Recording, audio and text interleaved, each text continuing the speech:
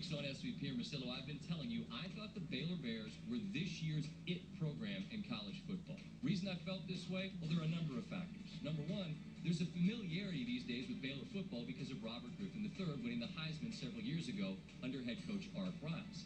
But what a lot of folks nationally might have missed as Griffin transitioned to the National Football League is that Baylor kept right on humming. They led the nation in offense last year. And you remember when Kansas State went down to Waco last November? Looked like K-State was headed perhaps to the BCS title game. They got smashed that night, and it was lauded as an upset. Perhaps what it really was foreshadowing, because Baylor hasn't lost a game since. Went to a bowl game against UCLA, they smashed the Bruins too. And this year, all they've done is get off to the most prolific offensive start since 1930. They've scored 69, 70, and 70 points in their first 3 games.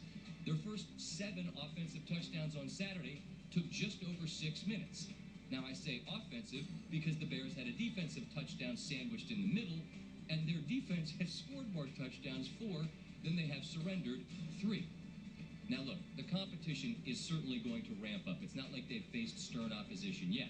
But if you figure nobody could stop them when Griffin was there, nobody stopped them last year, why is anybody going to stop Baylor this year? Their head coach Art Briles hopefully will be a guest Monday on SVP or Marcillo, just working on a specific time. We'll see you then, 1 Eastern on ESPN Radio.